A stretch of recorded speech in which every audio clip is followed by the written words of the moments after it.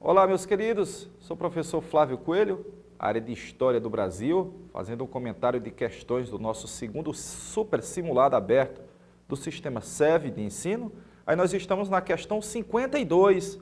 Olha a questão 52, muito bonita essa imagem do Monumento às Bandeiras, localizado lá no Parque do Ibirapuera, em São Paulo.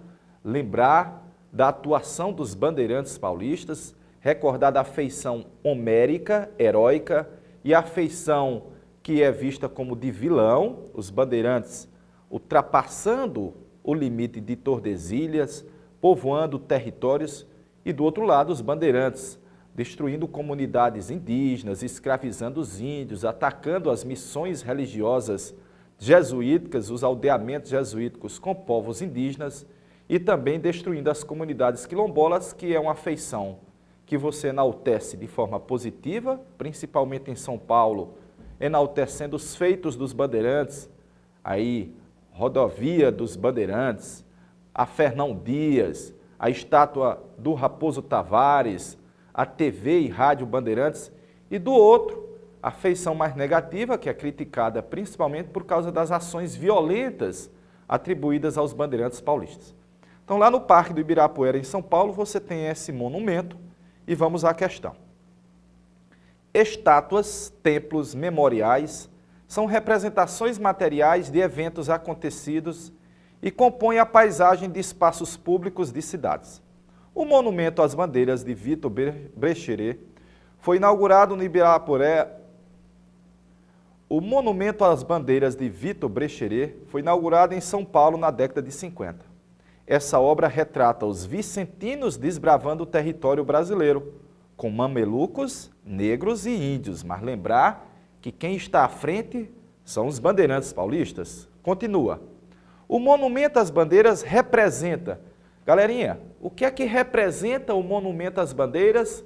Como a estátua do Borba Gato, que você tem em Santa Mara, em São Paulo, como você tem o quadro do Domingos Jorge Velho, aquele bandeirante paulista que atuou aqui no Piauí, que atuou no Ceará, que atuou na Paraíba combatendo tribos indígenas, no Rio Grande do Norte combatendo tribos indígenas, e depois seria contratado para destruir o Quilombo de Palmares, que é uma atuação feita aos bandeirantes que eram contratados para realizar serviços nos sertões.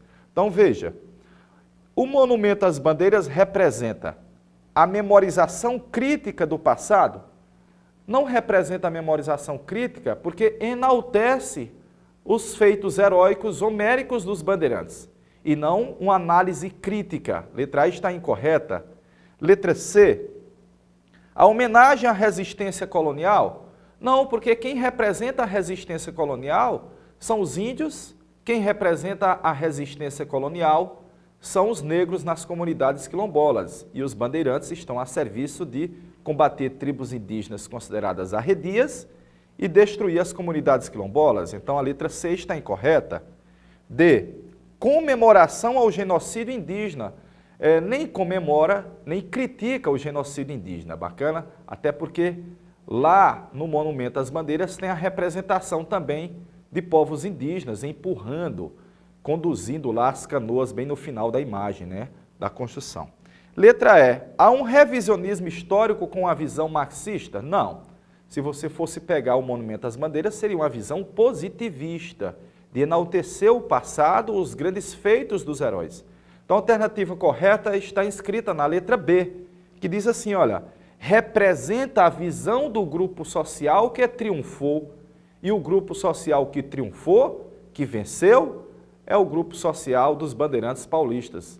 Meus queridos, a construção de monumentos, de estátuas, de símbolos nas grandes cidades, vem desde há muito.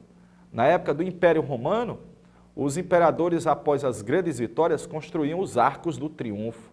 Não foi só em Roma, Napoleão Bonaparte também o fez, Stalin também o fez. Então, geralmente se constrói monumentos grandiosos, gigantescos, para comemorar os feitos heróicos, homéricos, grandiosos, dos líderes, dos governantes que fizeram esses feitos no passado. Por isso, a alternativa correta é letra B de bom aluno.